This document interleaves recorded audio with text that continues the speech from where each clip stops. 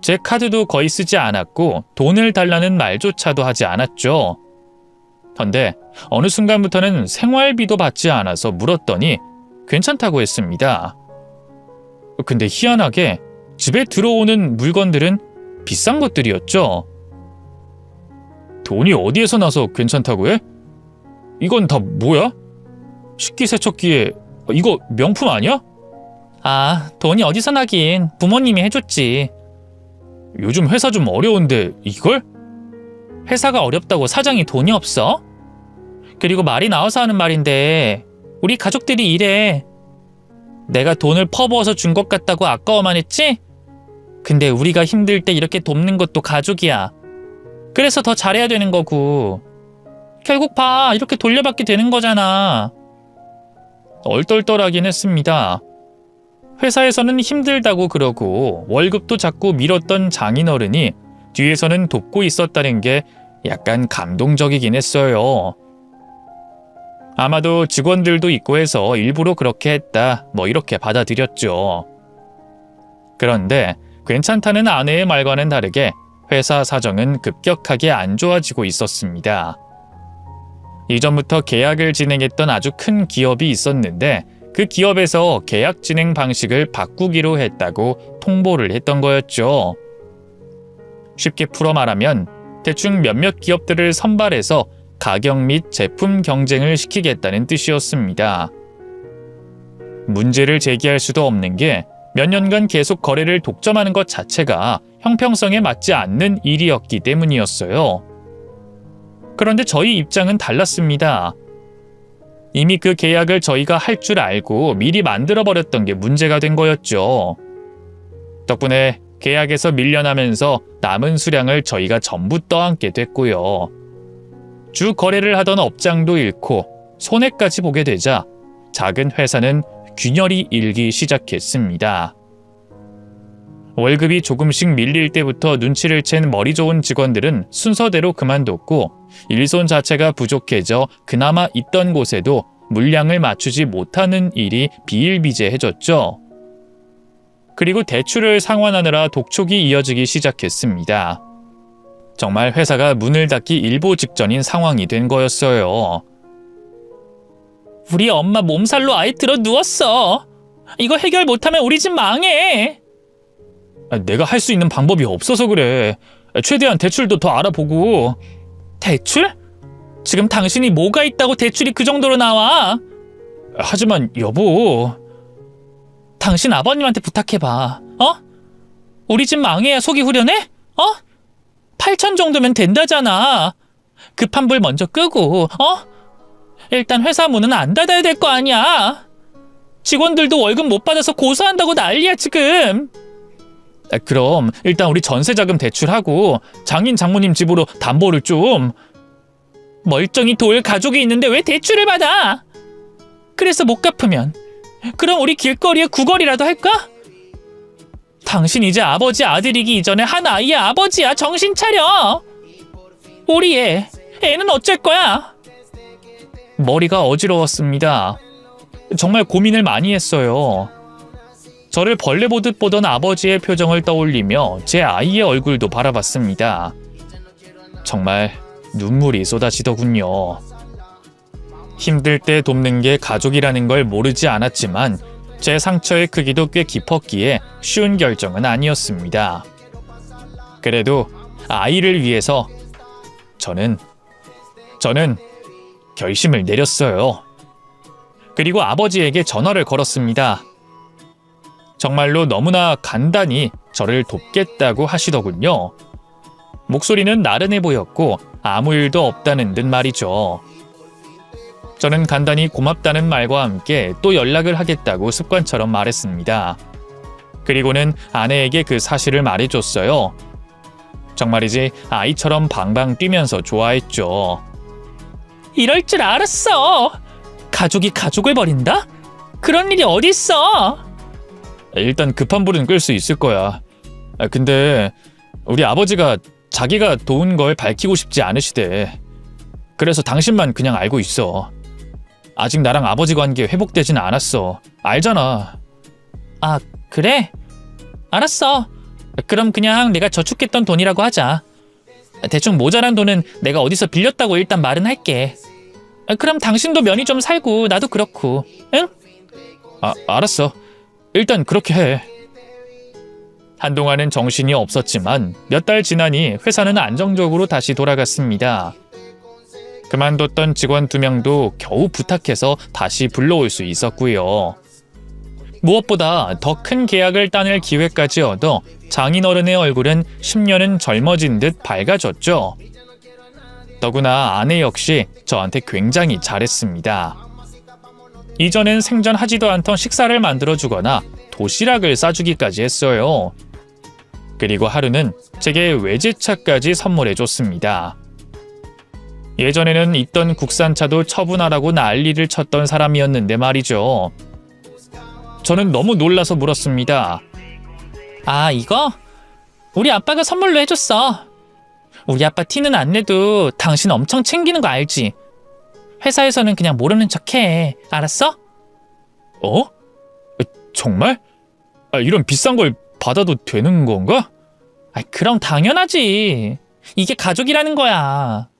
힘들 때 내 일처럼 돕는 거. 당신이 도왔으니 우리 집에서도 응당 그럴 거고. 그러니까 앞으로는 이상한 소리 하기 없기야. 알았지? 눈물이 찔끔 나왔을 정도였어요. 연애할 때 끌고 다니던 작은 소형차도 중고였고 저는 늘 스스로에게 돈에 관해서는 절제하며 살아왔었습니다. 아무래도 혼자 힘으로 대학을 나와 힘들게 살았던 탓에 저 자신에게 인색해진 것도 있었죠. 그런데 꿈에도 그린 적이 없던 외제차라니 시동을 거는데도 머리가 어지러울 정도로 좋았습니다. 새 차 냄새도 너무 황홀했고 아직 비닐이 다 벗겨지지 않은 차를 만지는 것조차도 조심스러웠죠. 아마 모르긴 몰라도 그날은 시동 소리보다 제 심장박동이 더 크게 뛰었을 겁니다. 그렇게 차를 몰고 회사로 출근을 했어요. 몇몇 직원들과 눈이 마주쳤는데 부러워하는 그 눈빛을 보면서 약간의 희열도 느꼈죠. 이래서 다들 외제차 하는구나 하는 생각으로 어깨도 으쓱해졌네요. 그날 회의부터 꽥꽥 장인어른이 소리를 질렀는데도 그게 오페라의 한 장면처럼 보일 정도로 효과는 강력했습니다. 앞으로 더더욱 잘해야겠다는 생각으로 가슴이 크게 부풀었던 때에 장인어른이 저를 따로 불렀어요. 사무실이 굉장히 협소했기에 사장실이 따로 있던 게 아니라 칸막이로 대충 둘러진 곳이었습니다. 그런데 대뜸 장인어른이 제 자동차에 관해 물었죠. 네? 그게 무슨 말씀인지. 저 아내한테 다 들었는데요. 뭐? 우리 딸? 우리 딸이 뭐? 그건 모르겠고 지금 회사에 그런 차를 끌고 오는 게 말이 되나? 더구나 사장인 나보다 더 좋은 차를 타고 다니는 이유가 뭐야? 순간 저는 고개를 갸웃했습니다. 그리고 뒤늦게 무슨 상황인지 인지를 했죠. 아마도 회사에 끌고 다니라고 준 차가 아니었던 것 같고 본인이 사줬다는 걸 직원들에게 알리기 싫어서 그러는 듯 했습니다. 그래서 저는 대충 연기에 입을 맞췄어요. 죄송하다. 다시는 끌고 나오지 않겠다. 이런 식으로 장단을 맞췄죠.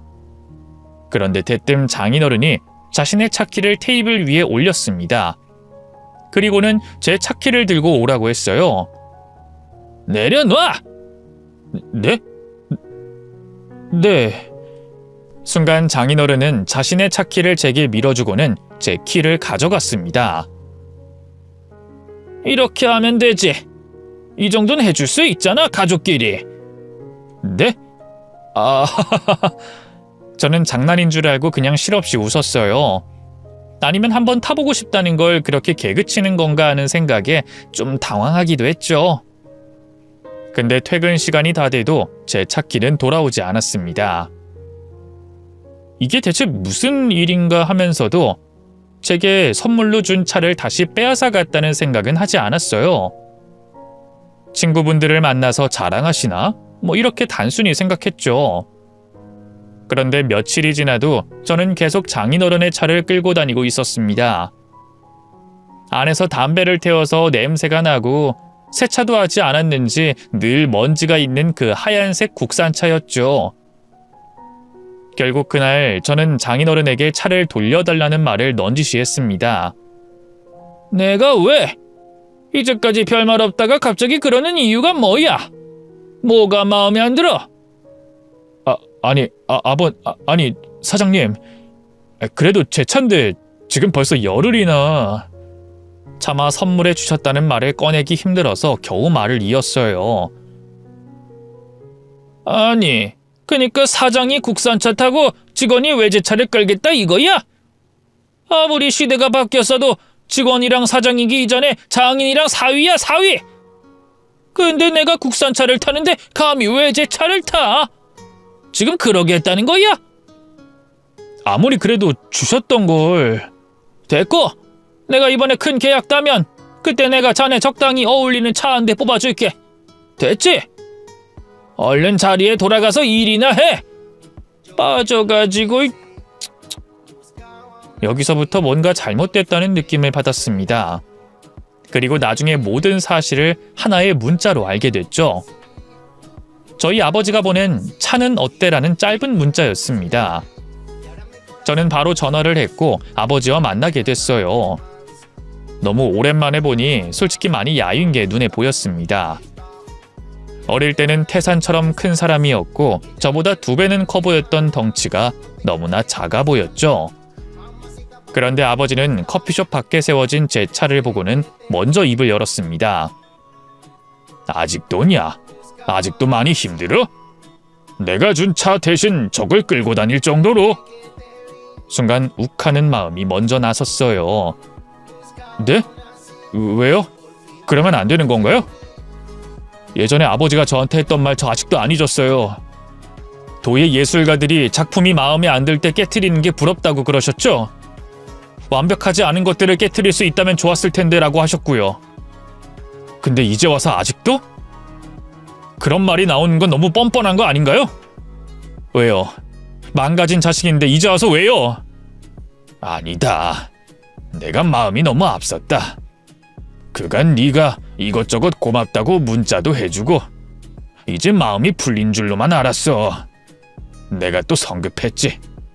그 일 잊고 후회하지 않은 날은 하루도 없었어. 아비가 너무 미안하다. 그게 대체 무슨 말이에요? 문자라니 이것저것? 아버진 제가 묻자 자신의 문자 내역을 보여줬습니다. 아주 오래전에 쓰던 낡고 커다란 휴대폰이었어요. 그걸 보고서 저 때문에 휴대폰을 바꾸지 않으려고 했다는 걸 알았지만 그냥 모르는 척 넘겼죠. 그런데 막상 들여다본 문자의 내용은 가관이었습니다. 제 번호가 맞았고 얼마가 필요하다, 아내가 임신을 했다, 아이가 태어났으니 산후조리원에 보내고 싶다, 고맙다, 사랑한다, 별별 말이 다 있었죠. 머리를 한 대 맞은 기분이 들었어요. 당연히 제가 보낸 게 아니었습니다. 그리고 그걸 보낼 수 있는 사람은 딱 한 사람이었죠. 아내였습니다. 계속 저희 아버지와 다시 화해하고 연락하라며 종용을 했다가 결국에 본인이 나선 거였어요. 그리고는 그걸 중간에서 교묘한 거짓말로 장인어른은 자신의 딸이, 또 저에게는 장인어른이 뭔가를 해준 것처럼 했던 겁니다. 정말 역겹고 토할 것 같았어요. 아버지에게는 대충 상황만 설명하고 집으로 왔습니다. 아내는 아무것도 모르고 웃으면서 저를 반겨줬죠. 한 손에는 명품 가방이 들려 있었고요. 그걸 보니 정말 오만정이 다 떨어졌습니다. 우리 아버지가 자동차 선물한 거 왜 말 안 했어? 뭐? 아버님이랑 연락했어? 자기가? 눈알을 굴리며 계산을 하는 게 눈에 훤히 들어오더군요. 그게 난 말하려고 했지. 근데 자기가 싫어할 것 같아서. 맞아. 그래서 그랬어. 안 타고 다니면 아깝잖아. 모처럼 선물해주고 싶어 하셨고. 그래서 이제까지 우리 집 채운 물건들도 다 받아놓고 모르는 척 장인어른이 줬다고 거짓말을 해? 대체 그러는 의도가 뭐야? 왜 내 휴대폰으로 그런 짓까지 했어? 좀 받으면 뭐 어때서? 아내는 모든 걸 들켰다는 걸 직감하자 오히려 뻔뻔하게 나왔습니다. 지금 그게 당신 입에서 나올 말이야? 나올 말이야. 왜? 내가 무슨 나쁜 짓 했어? 시아버지에게 원래 응당 받아야 할 거 받은 거야. 그리고 당신이 하도 싫다고 하니까 겸사겸사 우리 집이랑 사이라도 좋아지길 바란 거고. 그게 왜? 당신은 덕분에 우리 집에 잘했잖아. 진짜 어이가 없다. 그런 논리는 대체 어디서 배워야 나와? 결국에 내가 그게 고마워서 또 퍼주고 내가 힘들게 모은 돈까지 모두 드렸고 심지어 차까지 빼앗겼어. 뭐? 아빠가 그걸 가져갔어? 그래서 알게 됐구나. 설마 빼앗아 가실 줄은 몰랐는데. 근데 왜 나한테 말 안 했어? 지금 그게 중요해? 그럼 어쩌라고? 이미 내가 버려놓은 일을. 그냥 드려. 우리 아버지도 오죽했으면 그러셨을까 생각은 안 들어? 가족이 뭐야? 그니까 당신이 말하는 망할 가족이 뭔데? 중간에서 교묘하게 말 바꿔서 나만 죄인 만들고 내가 미안해서 그간 말 한마디도 제대로 못하게 만들고 가족? 그게 가족이야? 당신이 말하는 가족은 누구 하나 희생시켜서 너희들만 좋은 게 가족이야? 왜 말을 그렇게 해? 계산적으로 굴지 마. 지금 가장 계산적인 건 당신이야. 내가 아니라. 여기서 돈 빼서 저기 놓고 저기서 돈 받아서 내 앞에서 생색내고 가족 일은 뒷전에 돈 쓸 궁리만 하고 멀쩡히 다니는 회사 그만두게 만들고 날 어떻게 괴롭히면 다시 돈 많은 시댁이 생길까 그런 생각만 하는 게 당신이라고. 그래서 뭐 어쩔 건데? 너 어차피 우리 애한테 관심도 없지? 뭐? 내가 키울 거야. 딱 여기서 기다려. 알았어? 저는 아이를 들쳐업고 아버지에게 연락했고 말없이 그냥 아이를 넘겼습니다. 당황하고 있는 아버지에게 딱 한마디 했죠. 나무 아니고 도자기 아니고 아버지 손주라고. 그러니까 할아버지 노릇 똑바로 하라고 말입니다. 그리고 회사로 향했어요. 매일 품속에 넣고 다녔던 사직서 중에 한 장을 고르려다가 그냥 몽땅 집어서 사장실이라고 막아둔 칸막이 안으로 던졌죠. 그런데 차키를 절대로 안 주려고 하더군요. 그래서 전 바로 그 자리에서 경찰에 신고했습니다. 차량 도난 신고를 했죠. 결국 차까지 빼앗아서 이혼 서류를 떼서 아내 앞에 똑같이 던졌습니다. 아내에게 연락이 왔는지 장모님까지 합세해 저를 몰아세웠지만 저는 눈 하나 꿈쩍하지 않았고요. 모든 걸 제자리에 돌려놓겠다는 생각만 들었고 아버지에게 연락해 투자금 회수를 부탁했습니다. 그런데도 아내는 자존심에 제게 미안하다는 말 한마디 하지 않았죠. 그래, 마음대로 해. 그래도 우리 집도 살 만큼 살아. 큰 계약도 있는데 뭐 어쩔 건데? 그러게, 그럼 잘 살아. 솔직히 난 이 집구석이 잘 살든 못 살든 상관없어. 더는 신경도 쓰기 싫어. 넌 앞으로 그렇게 효녀해라. 근데 엄한 남자까지 잡아다가 강요하지 마. 앞으로 평생 혼자 살았으면 좋겠다고 말하는 거야. 가족? 그렇게 좋으면 평생 따님 끼고 사세요, 장모님. 장모님은 코웃음을 치셨습니다. 누가 그러면 무서울 줄 알고? 우리가 그간 사돈 때문에 참았지. 자네는 솔직히 뭐가 있어? 우리 애 아직도 젊고 예뻐. 우리 집 정도면 장가오고 싶다는 남자는 널렸고. 네, 맞습니다. 그러니까 깔끔하게 나가세요. 여기 제 집이니까.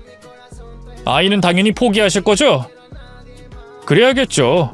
그래야 더 좋은 집에 시집 갈 수 있으니까. 우리도 자네 피 1g이라도 섞인 손주? 달갑지도 않어. 가자. 진짜 사람이 무섭다는 걸 그때는 정말 뼈저리게 느꼈습니다. 이혼은 순식간에 결정이 됐어요. 그래도 혼자 상상했을 때 아내도 엄마니까 나중에는 양육권으로 피 터지게 싸울 각오까지 했습니다. 그런데 정말로 뒤도 돌아보지 않고 이혼을 했죠. 애초에 아이에 대한 애정 따위는 없던 여자였던 겁니다. 그저 아이를 무기로 내세우고 저를 몰아붙이는 용도로만 생각했던 게 맞았죠. 그렇게 이혼을 하고 저는 집도 정리했습니다. 회사도 그만뒀기에 아이를 홀로 양육을 하게 된 거였죠. 물론 그 곁에는 저희 아버지도 있었습니다. 제가 이혼을 준비하는 내내 저희 아이를 돌봐주고 계셨기에 어쩌다 보니 그렇게 됐죠. 물론 사이가 좋아진 건 아니었습니다. 밥 먹을 때도 말 한마디 하지 않고 이전이랑 비슷한 공기를 풍기곤 했죠. 이게 무슨 냄새냐? 네? 아무 냄새도 안 나는데요. 그때 아버진 제 등을 후려쳤습니다. 너는 네 애가 똥 싼 것도 못 맡아? 이리 줘! 무슨 아빠가 이렇게 애를 본다고? 아버지, 그 혀차는 소리 좀 하지 마세요. 과거 일이 막 떠오른다고요. 그럼 뭐 우쭈쭈 이렇게 할까? 홀롤롤롤 뭐 이렇게 해줘? 됐어요. 주세요. 제가 기저귀 갈 거예요. 됐어. 넌 어릴 때도 손이 야무지지가 못했어. 애 땀띠 난다고 그렇게 하면. 기저귀를 갈고 씻기고 입으로 후후 불어서 말리는 아버지를 보면서 저는 결국 웃음을 터뜨렸죠. 그렇게 좀처럼 좁혀지지 않을 것 같던 아버지와 저 사이는 조금씩 아이를 통해서 가까워지게 됐습니다. 베란다를 가득 채우고 있던 텅 빈 화분처럼 말이죠. 근데 매번 쓸고 닦고 애지중지하시던 조그만 나무들은 다 어디 갔어요? 죽었어요? 내가 너야? 식물을 죽이게? 그냥 자연으로 돌려줬다. 예전 시골에 너희 할머니가 주셨던 그 산 있지? 거기에 묻어줬다. 다른 나무 심으면서 같이 좀 심었지. 뭐 그건 잘하셨네요. 멋대로 자라긴 해도 시간 지나면 그늘도 돼주고 또 산사태도 막아줄 거 아니냐. 뭔가 뭉클했습니다. 어쩌면 제가 극단적인 선택을 했던 순간부터 아버진 바뀌었는데 제가 그걸 몰랐다는 생각도 들었어요. 하지만 나중에 아버지가 예전에 그 사람이라는 걸 떠올리게 되는 사건이 생기게 됐습니다. 바로 큰 계약건이 불발이 났다는 걸 알게 됐거든요. 장인어른과 장모님 그리고 전처까지 제게 연락을 해서 싹싹 빌었습니다. 저는 영문을 몰랐는데 그 계약을 연결해 준 게 저희 아버지와 대학 동기였던 한 업체 사장이었던 거였죠. 아버지, 아니 이제까지 말을 안 했어요? 말하면 그 인간들이 널 놔줬을까?